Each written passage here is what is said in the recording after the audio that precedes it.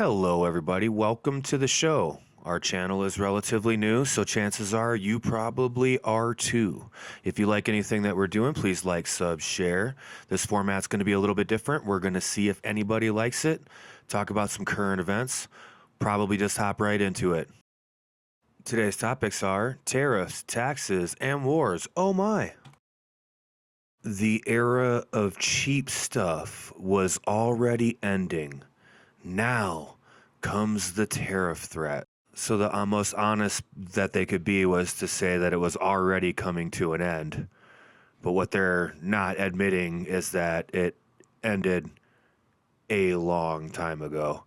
I'm not going to go too crazy on the statistics because I'm not a mathematician or a scientist.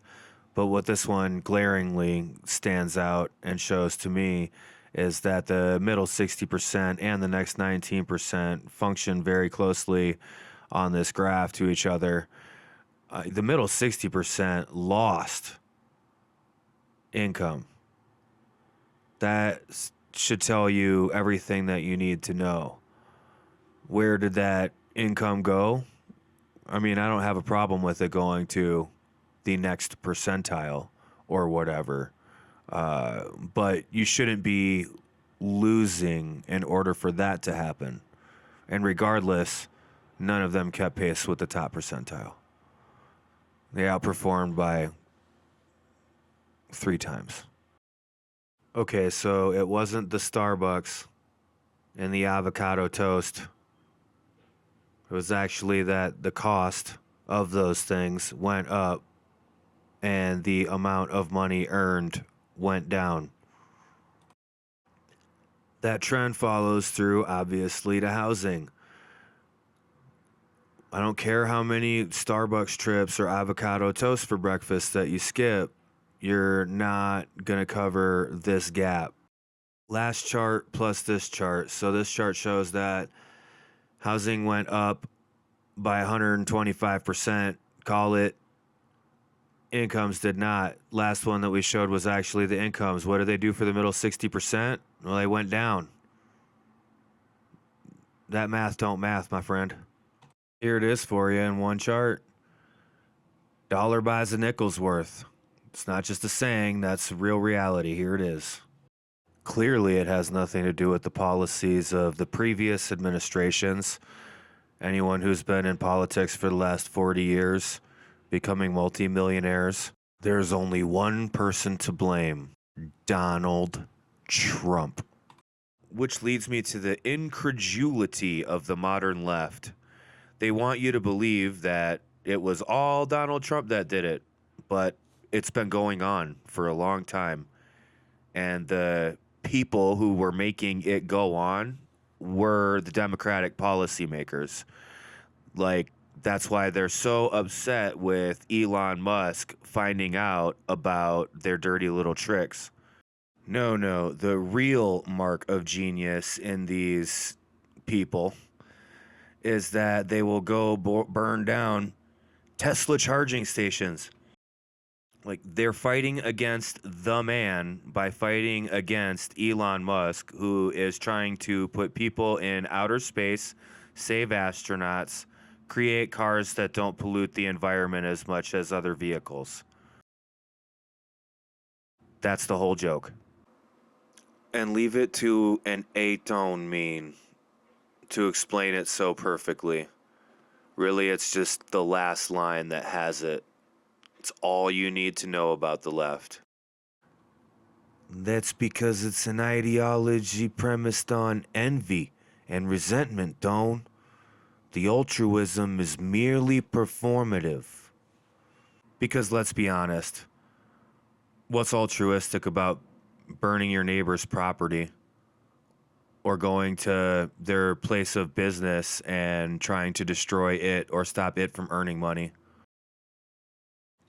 Voting with your feet by not going to a place, or voting with your dollars by not buying something there, that's one thing. But actively standing out front of it and screaming at the sky isn't doing anybody any good. I would have a feeling that a lot of the people that are over there can't afford a Tesla to begin with anyway. I grew up in a rough neighborhood, and it's funny because all the kids that couldn't afford a bike, they just used to chase me around on my bike. I used to have to avoid entire sections of neighborhoods to avoid these kids. Hey, you got a bike? That's my bike. That's these people right here. They probably showed up in a bus or a 98 Ford Taurus. And they're over here hating on Elon and Donald Trump. These jerks right here, who probably barely paid taxes a day in their life, most likely live on earned income credit while they had the kids in the house. They want to raise your taxes. They don't even understand what taxes are. They don't understand that the inflation that Joe Biden put in was a tax. They don't understand that all the money that they print is a tax. They don't understand that when they go crash the stock market, it's a tax. When the super rich pump the stock market, it's a tax. They have no idea. And that's why I like this Bukowski quote, just hits hard. I see men assassinated around me every day. I walk through rooms of the dead, streets of the dead, cities of the dead, men without eyes, men without voices, men with manufactured feelings and standard reactions, men with newspaper brains, television souls, and high school ideas. I'll close up on the politics stuff with a Howard Zinn quote. Civil disobedience is not our problem. Our problem is civil obedience. Our problem is that people all over the world have obeyed the dictates of leaders, and millions have killed because of this obedience. Our problem is that people are obedient all over the world in the face of poverty and starvation and stupidity and war and cruelty. Our problem is that people are obedient while the jails are full of petty thieves and the grand thieves are running the country. That's our problem. Rest in peace, George Foreman. I can't believe that all they could manage on a headline was to talk about you being a grill pitchman. I promise you people, George Foreman did a lot more than the Foreman Grill. Check him out. There's a great Netflix movie about him. About as inspiring of a rags to riches story you could ever get. Aaron Rodgers. Where do I begin? First of all, the whole ayahuasca thing. You would think myself as a psychedelic warrior and promoter and former cannabis company owner, you would think that I would be like, oh yeah, man, it's great that someone's out there advocating for our ideas. But I know that is not the case. I don't think that people need to be looking to ayahuasca specifically, that as a psychedelic or as an experience necessarily, in order to go chase their demons. And I think that's really what you're doing with ayahuasca. You're not purging your demons. I think those people are out there chasing their demons. And you don't really, man, if you're having a bad trip, you're doing it wrong. Which brings me to my next point. Why are we still talking about Aaron Rodgers? You know why Brady stayed in the league as long as he did and some of the others? It was because they looked around and they saw these youngsters out there and they were like, I still got it better than 99% of these kids out there throwing in the league right now. So, I mean, it's possible that by the time the season comes, Aaron Rodgers is listed on ESPN's top 10 quarterbacks in the league. And that should just tell you everything that you need to know about the state of football right now. Which brings me to the most American story we have running right now, which is the Yankees. A little bit of innovation. They followed the rules, and they're out there knocking them out of the pack. You can say what you want about the New York Yankees, but that's some baller ass shit right there.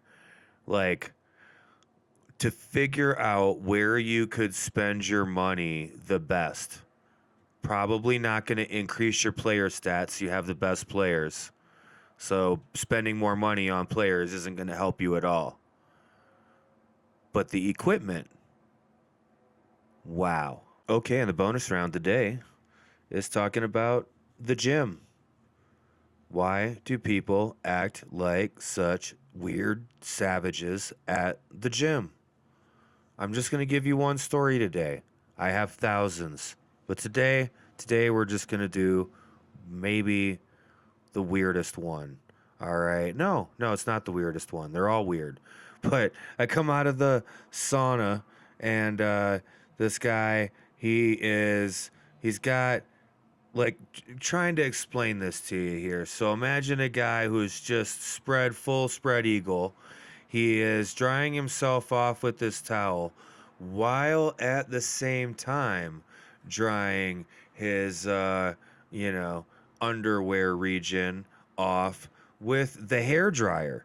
So the hair dryer sits in the middle of like where everybody, is using their stuff. It's, that's like where the sink is and everything. So there's like everybody's walking right there.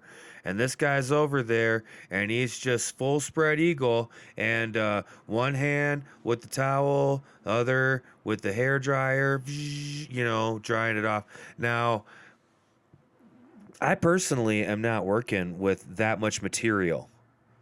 In the army, we had about a minute to, wash and be dried off and be dressed again, for perspective. So I still get showers and stuff on that scale. People are like, wow, you take a fast shower. I'm like, well, what exactly are you doing in there? I don't know. Maybe I just have less to work with than they do.